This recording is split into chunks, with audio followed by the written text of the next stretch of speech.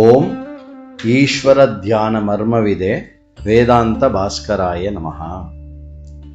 ஈஷத்யானாத் சர்வைஸ்வர்யம் பிரம்மலோகோ சமஷ்ணுதே ஆப்தகாமோ பவேத் தத்ர நூனம் வேதாந்த பாஸ்கரஹ.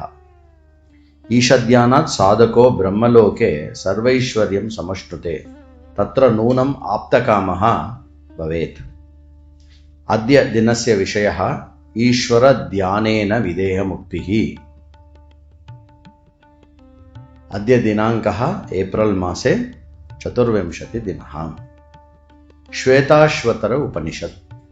அதில் வரக்கூடிய முதல் அத்தியாயம் 11வது மந்திரம் கூறியபடி தஸ்யாபித்யானாத் திருத்தீயம் தேகபேதே விஸ்வைஸ்வர்யம் கேவலஹ ஆப்தகாமஹ தஸ்ய பரமாத்மனஹ தியானேன தேக பதனாந்தரம் விஸ்வைஸ்வர்ய ரூபாம் திருத்தீயாம் அவஸ்தாம் பிராப்னோதி ததஹ சஹ கேவலம் பிரம்மஸ்வரூபஹ சன்ன ஆப்தகாமோ பவிஷ்யதி. ஈஸ்வர தியானத்தினால் ஏற்படக்கூடிய விதேக முக்தியை பற்றி கூறுகிறது இந்த மந்திரம். வேதாந்தேஷு ஜீவன் முக்திः விதேக முக்திः ச இதி முக்திः த்விதா விபஜ்யதே. வேதாந்தத்தில் மோக்ஷம் முக்தி அப்படின்னு சொன்னோம்னா அது இரண்டாக சொல்லப்படுகிறது. என்னது? ஒன்று ஜீவன் முக்தி, இன்னொன்று விதேக முக்தி. உத்தம அதிகாரிணः பிரம்மாத்ம ஞானினः அஸ்மின்னேவ ஜன்மனி ஜீவன் முக்தா பவந்தி.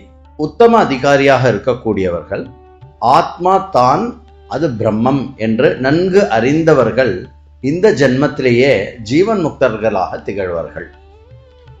ஏதேஷாம் சாக்ஷான் மார்கः வஸ்துதந்திர ஞான மார்கः சாக்ஷாத் சுகமார்கः அபரः பரம்பரா மார்கः பிபீலிகா மார்கः மந்த மத்தியமாதிகாரினாம் சாமானிய மார்கா.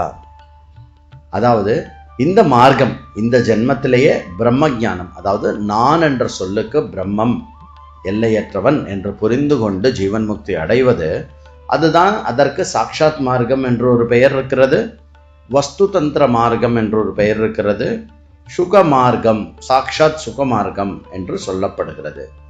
மேலும் இதல்லாது பரம்பரா மார்க்கம், அதாவது ஒரு கட்டமைப்பு உடைய ஒரு மார்க்கமாக ஒரு மந்த மத்தியம அதிகாரிகளுக்கு ஒரு சாமானிய மார்க்கமும் சொல்லப்படுகிறது.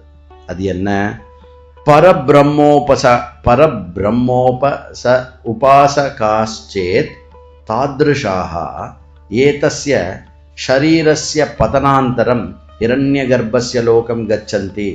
யார் இங்கேயே ஞானம் அடைவதற்கான முயற்சி செய்யவில்லையோ, மேலும் ஞானம் இல்லாமல் ஈஸ்வரனை நன்கு ஆழமாக உபாசிக்கிறார்களோ, அவர்கள் சரீரம் விழுந்த பின் அவர்கள் ஹிரண்ய கர்ப்ப லோகத்துக்கு போகிறார்கள். அதாவது பிரம்மாஜியோடைய பிரம்மலோகத்துக்கு செல்கிறார்கள்.